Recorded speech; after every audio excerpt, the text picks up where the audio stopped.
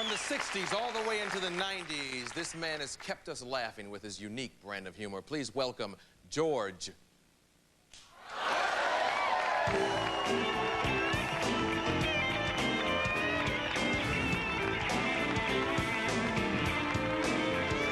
you doing? Thank you. How you doing? Hey, nice to see you. Listen, I'm here to exploit this war. I'm here to exploit this war. War is good for business. Just take a look at the stock market, so I'm here to exploit it just like everybody else in this country. Best thing about this war, it's on every channel. And every channel has a slightly different war.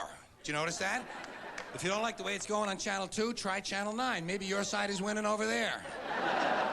And the ratings are good. The ratings are good for the war. We like war. We're good at it. We're a warlike people. This country is only 200 years old, and we average a major war every 20 years. 200 years old, 10 wars. Do the arithmetic yourself. We are a warlike people. We are perfect children of Europe. We're fort builders, land grabbers, and bomb throwers, folks. We're not happy.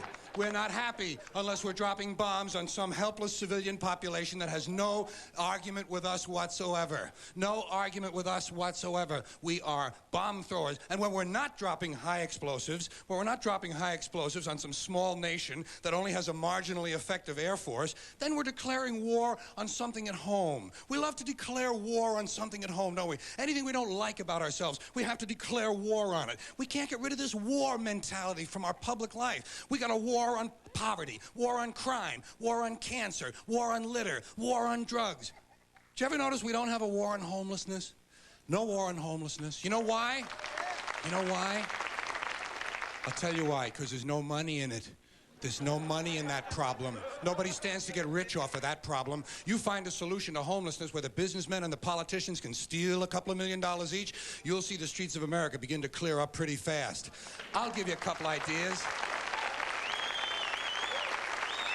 Listen, I got a couple ideas for homelessness. First thing we ought to do, give the homeless their own magazine.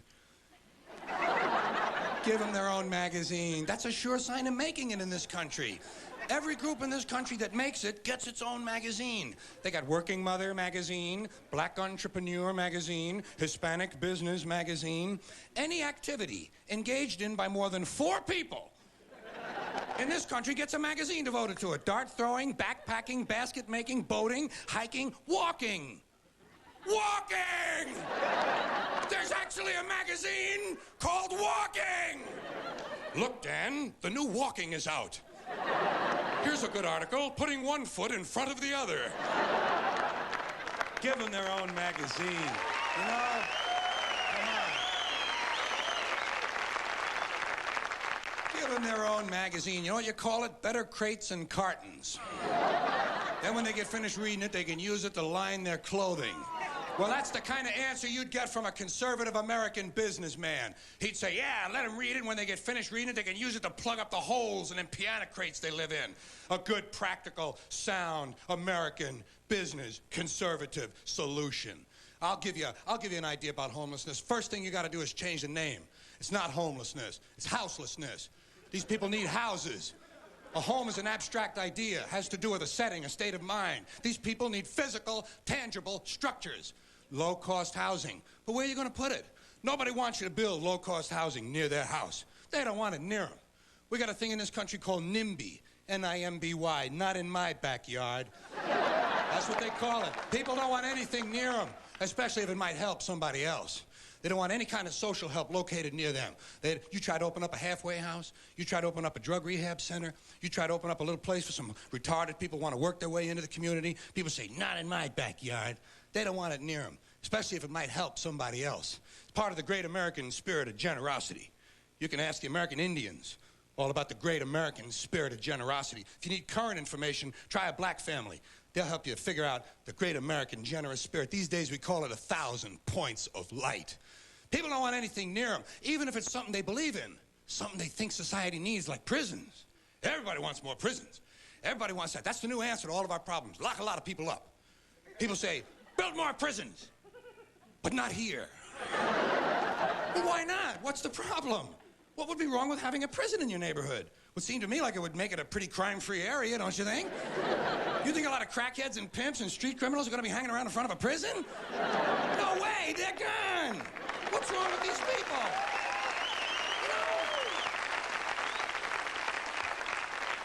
I mean, all the prisoners are locked up, the criminals are behind the walls, and if a couple of them do break out, what do you think they're going to do? Hang around? Check real estate? No way. They're gone. The whole idea of breaking out of prison is to get as far away as you possibly can. Not in my backyard. Well, I got an idea where we can put some low-cost housing. Golf courses. This is just what we need.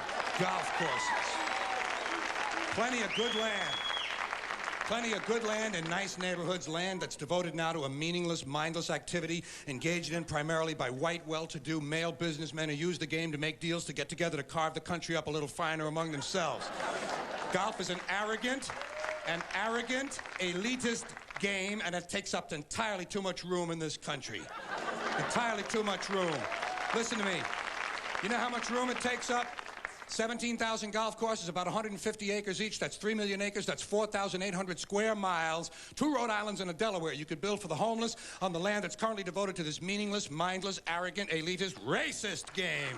Racist game. Racist game. I say it's time to reclaim that valuable land from the wealthy and turn it over to the homeless. You see, I have solutions. You know the only problem? No one ever calls. Rarely get a call from Congress or a think tank. Thank you all for listening. Good night. I'll see you later.